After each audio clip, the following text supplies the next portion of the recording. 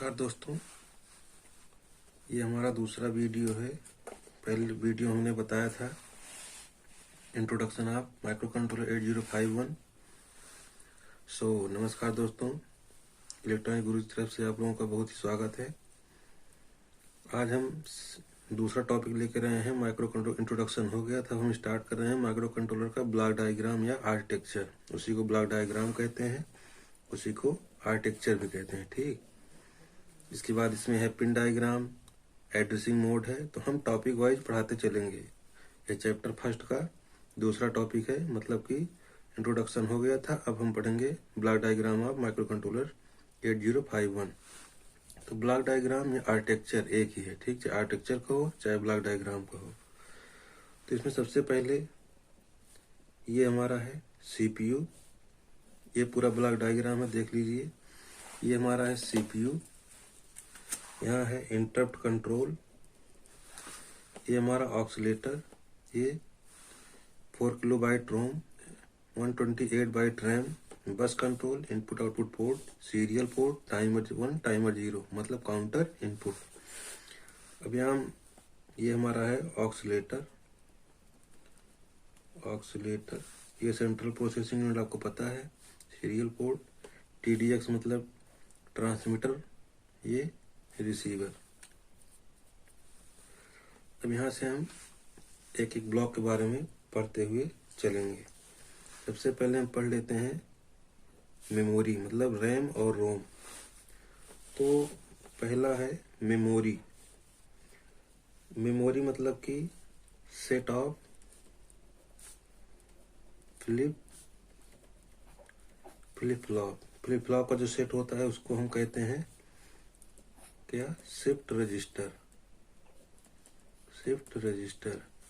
और जो shift register का सेट रहता है, सेट ऑफ शिफ्ट रजिस्टर, जो शिफ्ट रजिस्टर का सेट रहता है उसे हम कहते हैं मेमोरी। मेमोरी हमारी 2 टाइप की होती है, रैम रोम। रोम रैम, ठीक, ये हो गया रैम रोम। रोम जो है हमारी 4 किलोबाइट की है, रैम जो है 128 बाइट की है। ये याद रखना है, कॉम्पिटिटिव एग्जाम में पूछा जाता है कि 8051 में रोम की वैल्यू क्या है, या 8051 माइक्रो कंट्रोलर में रैम की वैल्यू क्या है। तो इसमें इम्पोर्टेंट यही है, ये 4 किलोबाइट की होती है, 4 किलोबाइट की हमारी 128 बाइट की होती है, 128 बाइट की।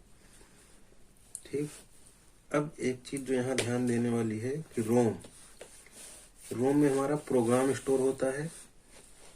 रोम में प्रोग्राम स्टोर होता है।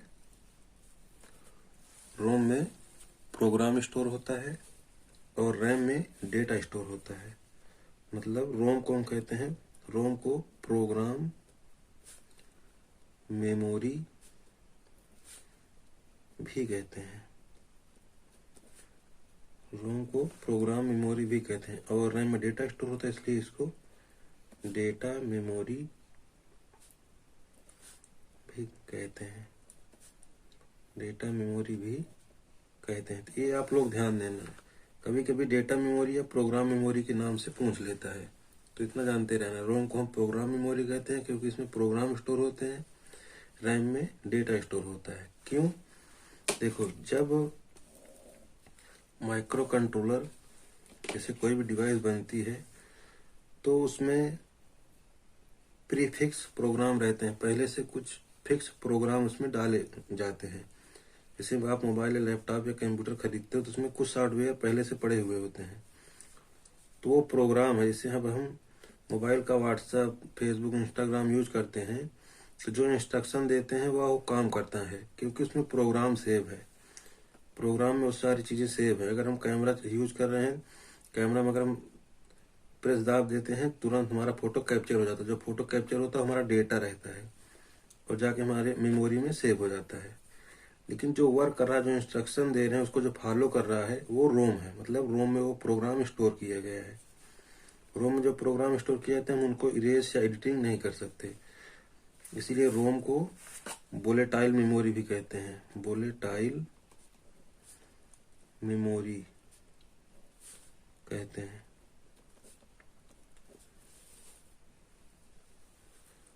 रोम को नॉन वोलेटाइल मेमोरी भी कहते हैं। वहीं रैम को हम वोलेटाइल मेमोरी कहते हैं। वोलेटाइल मेमोरी कहते हैं क्योंकि इसमें का डेटा हम डिलीट कर सकते हैं लेकिन इसमें का प्रोग्राम हम डिलीट नहीं कर सकते। ठीक, अब अगला देखते हैं हम। ये दोनों हो गए। अब देखेंगे सीपीयू।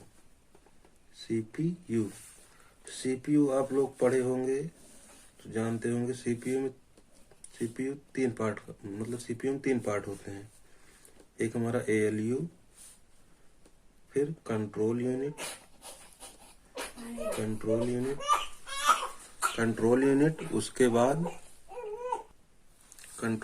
उसके बाद यहाँ होता है रजिस्टर।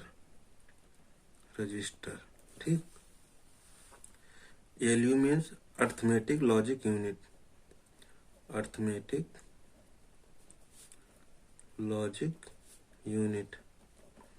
मतलब इसमें होता है हमारा जोड़ना, घटाना, गुणा, भाग और जितनी लॉजिकल क्रियाएं होती हैं, एंड गेट, और gate, not gate, NAND gate, ये सब मतलब जितने हमारे कैलकुलेशन वाले पार्ट होते हैं सब एएलयू हैंडल करता है।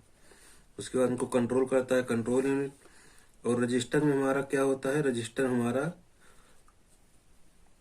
एड्रेस को स्टोर किया जाता है। रजिस्टर में एड्रेस को स्टोर किया जाता है।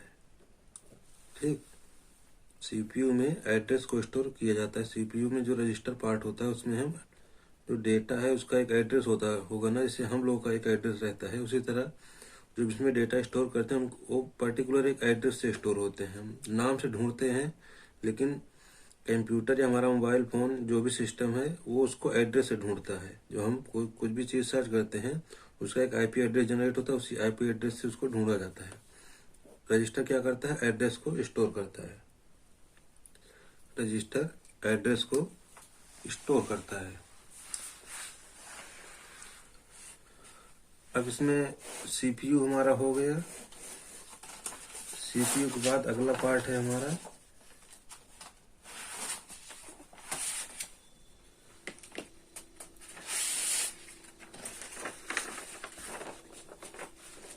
सीपीयू के बाद अगला पार्ट हमारा है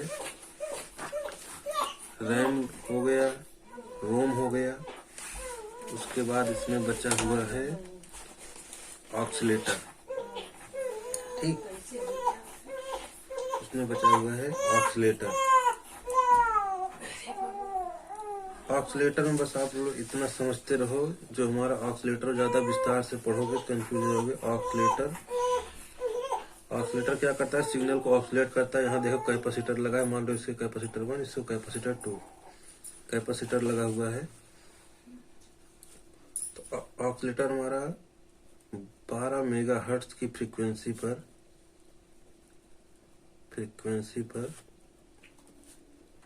काम करता है।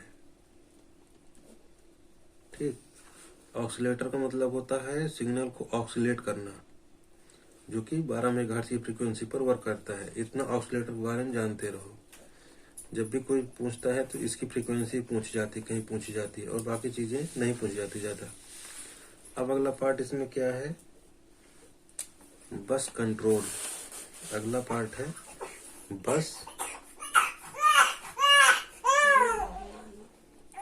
बस कंट्रोल।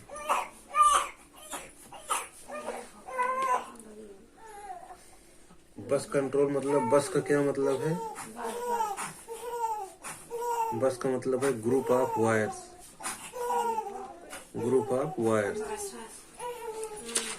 मतलब ये जो एक दूसरे से कनेक्ट हैं, ये जो एक दूसरे से कनेक्ट हैं, ये वायर, इन सबको कौन कंट्रोल करता है? बस कंट्रोल। ये ठीक। अब बस हमारे कई टाइप के होते हैं। जैसे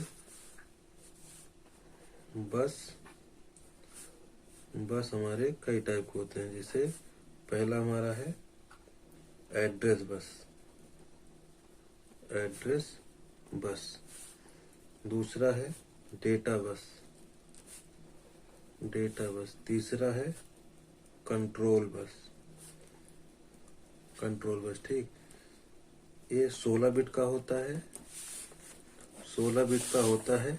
और ये होता है क्या, uni directional, uni directional.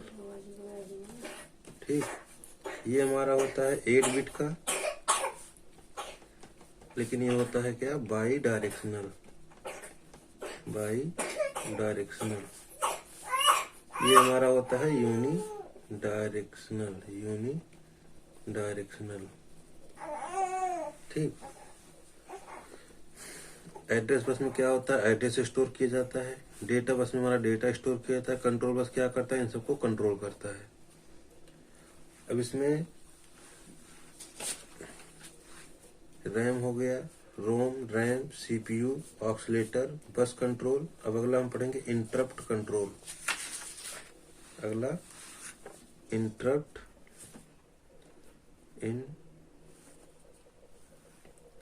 Interrupt control. Interrupt मतलब बाधाएं, मतलब बाधा। तो जैसे हम सिस्टम पर कुछ काम कर रहे हैं तो कोई, या हमारे फंक्शन में कोई प्रॉब्लम हो जाती है, मोबाइल फोन में, एक लैपटॉप में, तो इंटरनल इंटरप्ट होता है। और जब बाहर से कोई प्रॉब्लम हो, जैसे पावर ऑफ हो गया, लाइट चली गई, या किसी कॉल आ गया, तो ये सब होती है एक्सटर्नल इंटरप्ट। इंटरप्ट हमारे 2 टाइप होते हैं। पहला एक्सटर्नल, एक्सटर्नल इंटरप्ट। अब एक्सटर्नल इंटरप्ट में 8051 माइक्रो कंट्रोलर में 2 पिन होती है, INT0, INT1। ये 2 पिन होती है। ये 12 नंबर की पिन होती है, ये 13 नंबर की पिन होती है। ठीक, ये दोनों आते हैं किसमें, पोर्ट नंबर 3 में, पोर्ट नंबर 3 में। 3 में 10 से 17 नंबर तक की पिन आती हैं। ठीक, अब दूसरा हमारा है internal interrupt, internal interrupt. Internal interrupt में 3 पिन है, TF0, TF1, R1, T1। अगर कोई पूछता, सबसे इम्पोर्टेंट इसमें क्या है, 8051 माइक्रो कंट्रोलर में कुल 5 इंटरप्ट होते हैं, 5 इंटरप्ट होते हैं। ये इम्पोर्टेंट पॉइंट है। 2 एक्सटर्नल में, 3 इंटरनल में, ये हमारे 5 इंटरप्ट होते हैं। इतना जानते रहो मतलब। अब उसके बाद अगला क्या है, अगला कौन सा बचा, इंटरप्ट हो गया, सीपीयू हो गया, ऑसिलेटर हो गया, बस कंट्रोल हो गया, रैम रोम हो गया। अब उसके बाद बचा हमारा इनपुट आउटपुट पोर्ट। अगला है हमारा इनपुट आउटपुट पोर्ट।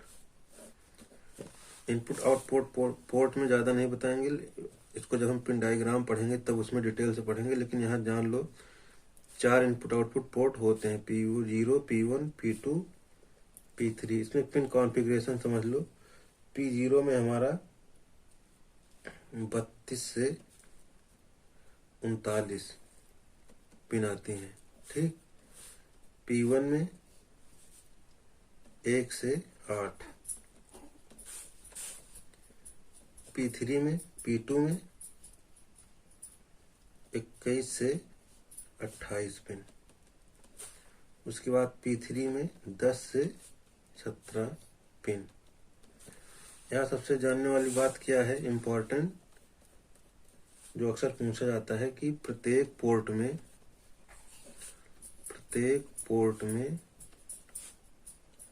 8 पिन होती हैं, 8 पिन होती हैं। अर्थात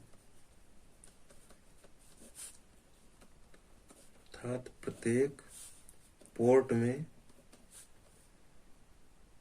अर्थात प्रत्येक पोर्ट 8 बिट का होता है, 8 बिट का,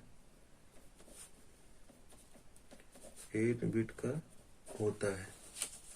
ये इतना समझ लो, पिन समझ लो। उसके बाद प्रत्येक पोर्ट में 8 बिट होता है। इसका देखो अंतर 32 से 39, मतलब इसमें 8 पिन है। 1 से 8 8 पिन है, 21 से 28 8 पिन है, 10 से 17 8 पिन है, टोटल 8 पिन रहेंगी हर एक पोर्ट में। इसका इनपुट आउटपुट का डिटेल में हम पढ़ेंगे जब पिन कॉन्फ़िगरेशन पढ़ेंगे तब। यहाँ तो हम ब्लॉक डायग्राम पढ़ रहे हैं, अब इतना भी लिखते चले जाओगे पेपर में, पूरा का पूरा नंबर मिलेगा। अब उसके बाद अगला क्या बचा है, इनपुट आउटपुट पोर्ट हो गया। उसके बाद इसमें बचा हमारा, ये भी हो गया। अब बचा हमारा सीरियल पोर्ट। सीरियल पोर्ट भी समझ में आ जाएगा, ही बहुत सिंपल सा है। अगला क्या है, सीरियल पोर्ट। ठीक, इसमें पहला है TDX, दूसरा है RDX। TDX का मतलब हुआ ट्रांसमिट डेटा, RDX का मतलब हुआ रिसीव्ड डेटा। मतलब कि TDS का मतलब हुआ कि जब हम दूसरे डिवाइस में डेटा सेंड करेंगे तो हम कौन सा पिन यूज करेंगे, TDX। और जब हम डेटा अपने डिवाइस में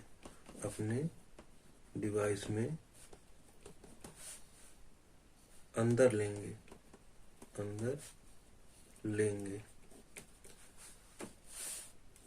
तब कौन सी पिन यूज करेंगे, RDX।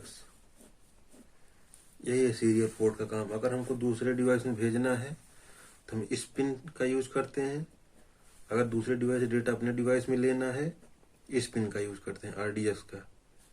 लेना है तो RDX का यूज करेंगे, अगर देना है तब TDX का यूज करेंगे। ये होता है हमारा सीरियल पोर्ट। अगला हमारा बचा, अगला क्या बचा हमारा, शिफ्ट टाइमर।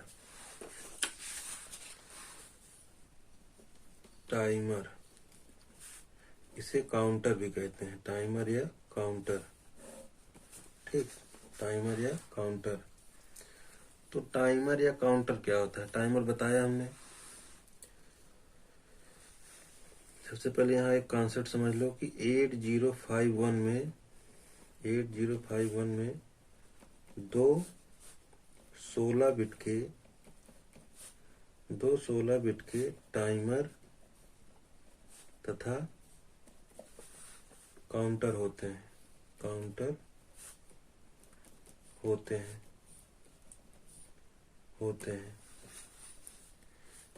जिनका प्रयोग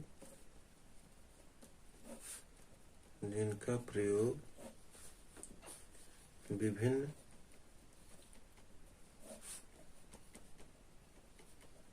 टाइमिंग और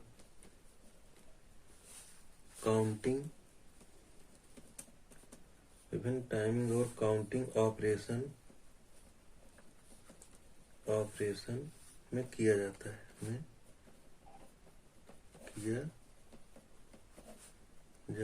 है। ठीक, टाइमर या काउंटर का मतलब है, टाइमर का मतलब वो जैसे हमारा एक प्रोग्राम रन हो रहा है, इसमें 15 सेकंड टाइम लगेगा, तो दूसरे प्रोग्राम को इंडिकेट कर देगा कि 15 मिनट बाद, दूसरे को इंडिकेट कर दिया 15 मिनट बाद।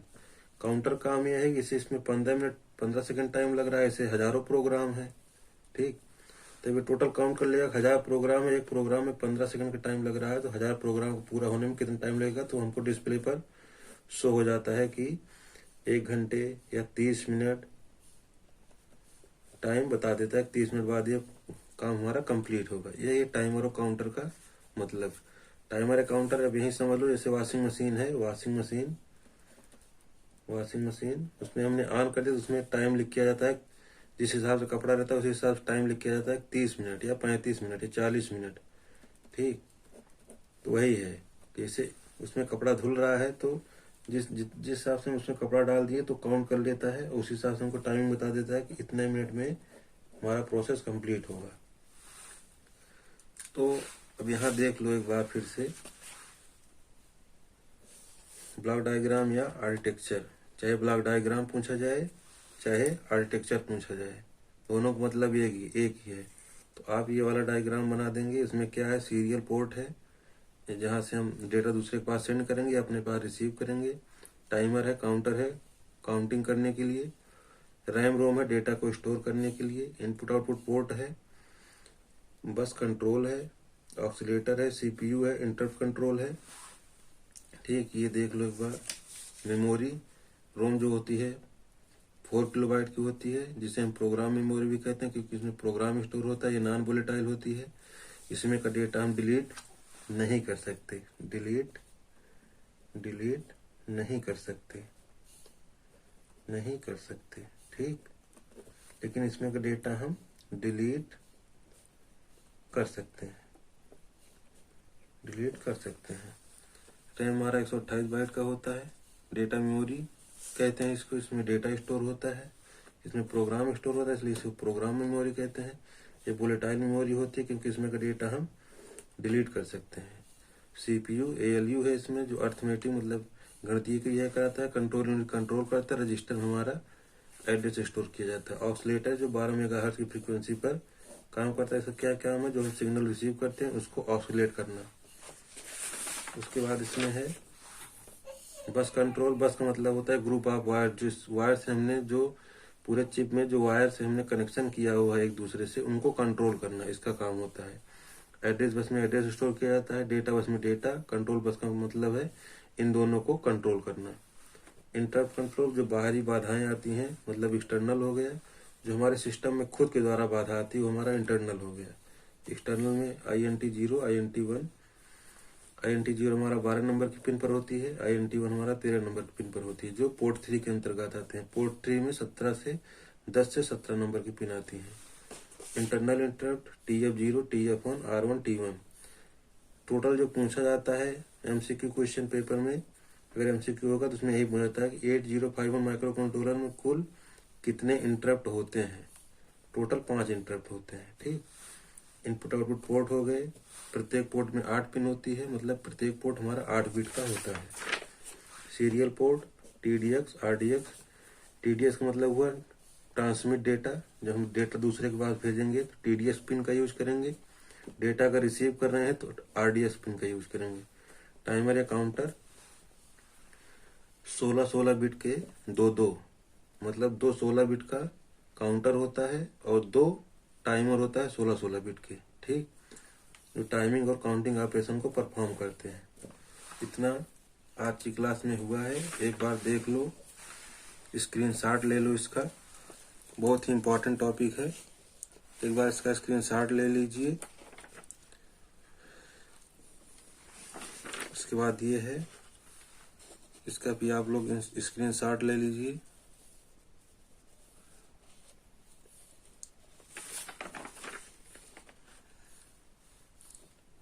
आज क्लास में इतना ही। अब अगली क्लास में हम लोग पढ़ेंगे पिन डिटेल, पिन कॉन्फ़िगरेशन, इसका 40 पिन की IC है हमारी।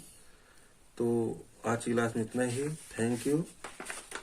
हमारे चैनल को सब्सक्राइब करिए, लाइक करिए, कमेंट करिए, शेयर करिए वीडियो अच्छा लगे तो, और बेल आइकन को जरूर दबा दीजिएगा, जिससे हम डेली जो भी वीडियो डालेंगे उसका नोटिफिकेशन आपके पास पहुंच जाए। Thank you.